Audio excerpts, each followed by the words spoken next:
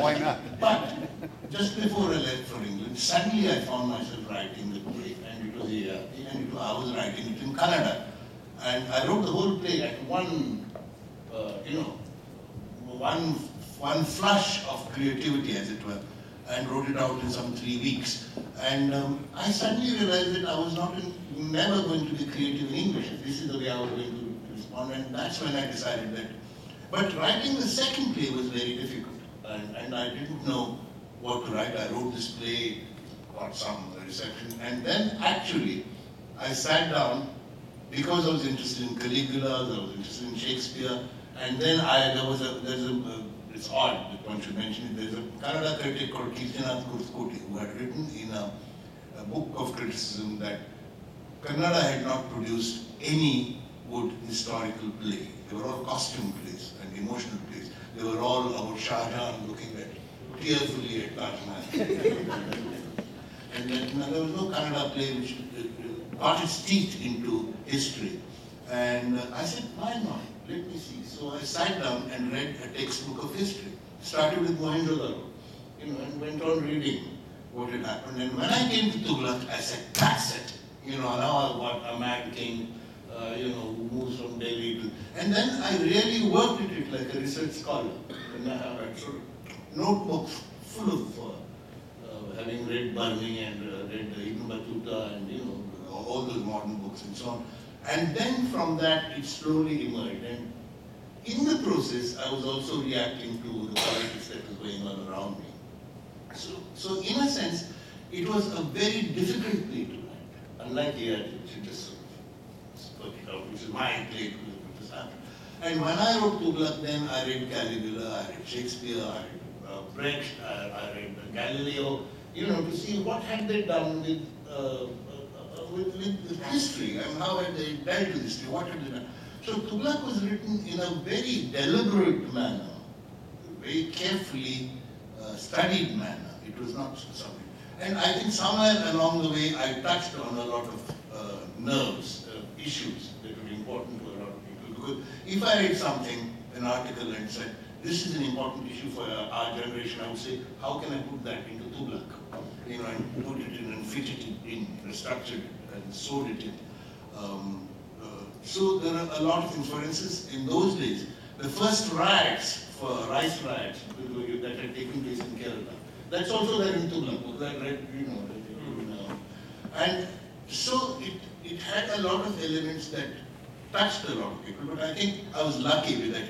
It sort of became coherent. It didn't become incoherent. That danger is always there, of going haywire. I want to say so many important things that kind of. Well, it did. It worked, and I was very lucky because one of the people who produced it was Al-Qazi, who first did it in National School of Drama. It was a student production. Then he did it on Purana Kila, a huge, vast production on Purana Kila with Manmohan Singh, and I was immediately famous. After that, I didn't have to worry because that. You must remember, those were the days before television. So theatre got a lot of attention. What was happening?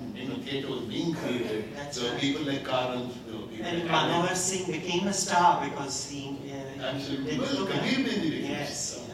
Kabir Bedi, whom you must have seen, the opening scene of Tughlaq, I must describe it to you because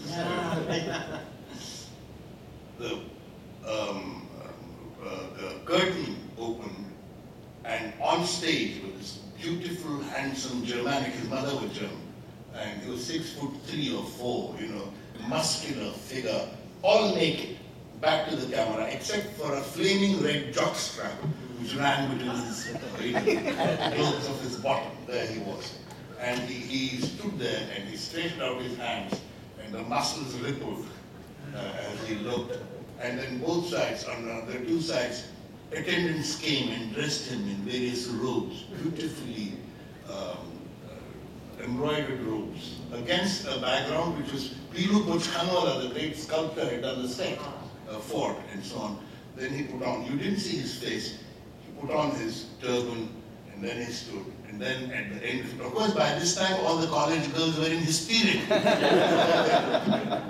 to see the various muscles rippling, imagined and unimagined. So, and of course, he did that, and at the end of it, he this, and she turned around. And the scene ended. It's not there in the play at all, but this is an Alex edition. And I think that made it the Alex production. Alec, yeah, trust Alec to do that, because obviously his concern was how do I make Tughlaq accessible to young people? And that's precisely what he does. I saw the play and I didn't know what that had to do with my play. But it made the play very successful. But that was Alex's way of looking at it, grand thing. The point is that kind of a grand production has become increasingly difficult. I wouldn't write that play today because today there's television, actors are not available, the National School of Drama actors, as soon as they are trained, they go into television. Even running a group in Bangalore is impossible because you don't get any rehearsals. It's good.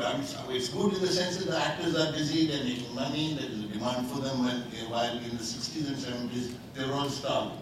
But the fact is that a particular kind of theatre on a massive scale, which was possible in the 60s and 70s, before 1982, when Indian television picked up colour, and then every middle-class home had television, and the audience was completely taken away from theatre. But we were lucky, at least some of us were lucky, that we had the benefit of that period, when whatever happened on stage drew attention, it was written about. And well, that was that. So I read somewhere that Indira Gandhi thought that the play might have been a sort of comment on her father, but I think that not Indira Gandhi. This is something that you are on the road. But I'm glad to say that well, Mr. Farooq is here, who translated it in Urdu without telling me, and published it without my permission, which is the biggest compliment I have received, because he did it because it was Zia's time in Pakistan, President Zia's time in Pakistan, and he thought it beautifully reflected the madness of Zia. And now that, you can't ask for a greater compliment that you write a play from one context and it means something. The play was also, I have a certificate which I own framed from Sri Lanka. It was also banned in Sri Lanka when it was in trouble, so they thought it was all about Sri Lanka. And when things like that happen, then you feel very good. It is relevant somewhere. It's not something that people buy a ticket, see, and go. That's the relevance of theatre. I think that's because one of the things, the thing that keeps one, I think, tied to theatre, although there is films and all that, is that when the play is happening, and there are those 500 people sitting there, the intensity of that communication, what happens on stage and what happens to the audience, is just extraordinary. It gets into your blood. You want to repeat that sensation. You may make films, you may act in films, you may make money in films, but you know that it's finished product. It's been done, it's been edited somewhere else has done it. The editors. But when the actors are there saying your lines or making your moves, and the audience responds and gives these various meanings to your play. For instance, Tenurkar's Ghashiram Kotwar. It was written 12 years before the Bhindarnwale episode, and it's all about how politicians think that they can play with evil, and then the evil becomes bigger than them, and then they don't know how to handle it. And the Indira Gandhi Bhindarnwale situation was beautifully predicted, prophesied in Ghashiram Kotwar. That is, I think, the marvelous thing about theatre, actually, which keeps on writing plays. There's really no money. Maybe I'll turn to now sort of feminist scholarship in regard to both of your works. In your play, 30 Days in September, another really interesting play that you were able to talk about, feminist scholars have sort of commented on the relationship between women's rights and sexual abuse. Could you talk about it? Well, the play was actually commissioned by an NGO, a non-government organization, who counsel survivors of childhood sexual abuse. And they approached me, and this is exactly how it went. They said, would you be interested in writing a play about childhood sexual abuse? And I said yes, immediately, because there was something about this subject which I thought would give me an opportunity to grow in some way. Again, you know, it took 2 years of research to do that, and through the organization I was able to interview 8 survivors of childhood sexual abuse and various stages of healing. And it was, I think, one of the most difficult plays that I wrote. Difficult in the sense that I had to sort of put it away. I felt I was, you know, too angry or too emotional about things, and that's really not a good time to actually, you know, construct a play. So I had set it aside for about 6 months, and then I revisited it and wrote it. And again, this was a play which, you know, Lilette, who's a very well-known, Lilette Dubé, a very well-known producer-director, who's directed both of our works. She asked me, what are you working on next? And it was the same response from her. I didn't even show her the script or tell her what the plot was. I said, you know, it is about 2 survivors of sexual abuse, and it's their relationship. And immediately she said, I want to do it. So it had everything, sort of doors were opening. It was as if that play had to be written. I know that sounds a bit grand, but I really mean it when I say that it sort of, in one sense, it wrote itself. And we were prepared to do 15 shows. She had trouble getting sponsors for it initially. For some reason, everyone feels queasy about, and people have this, the oddest comments would come, like the minute I say I'm writing a play about childhood sexual abuse, the immediate response is, why do you want to do that? Why do you want to promote childhood sexual abuse? And I never expected that remark. And then, you know, I had to go into this old spiel that, you know, unless you talk about it, you know, the healing is not going to happen, and, you know, even as a society, we just turn a blind eye to what's happening in our own families. It's not something that happens outside the family. And all the instances the abuse happened by a very, very close relative, either the father, the grandfather, or the uncle, as close, or a cousin. So this is, and you know, Nandita Das, who's a feminist, you talked about feminism, when she read the play, in one of her interviews, she said that there's not a single Indian woman who has not faced abuse in childhood. It's just the degree varies. You know, so people came up with these strong statements, and even when the play was performed, I was amazed at and it was across a range. Young people, you know, people in their 40s and 50s, and even 60s, you know, would say things like, this happens, and you could see that, you know, they're speaking with a conviction of experience over there. So, to cut it short, I'm very proud of that play, and I feel very, there's a sense of satisfaction I get that I wrote the play. It's really very courageous. There's a girlfriend, a friend of mine, who was sent during vacation to some family friends and had been regularly raped by the family friend and hadn't been able to tell it to her parents. She told me that 25 years later, she mentioned this to her father, and his only response was, don't tell your mother. And you know, this annoyed her so much that she felt she must tell him, and she ultimately mentioned this to her mother, and her mother said, don't tell your father. That's it. Yes, there is a contract of silence there, yes. That's part of the abuse. The abuse doesn't stop at the physical act, but the abuse continues because of the contracts of silence around it. A lot of women's rights groups have also sort of latched onto Mandela. Can you talk about that play? Well, I was in a lucky generation because, or unlucky generation, I don't know. When Hayavadana was first written, yes, we should wind it up, I think, when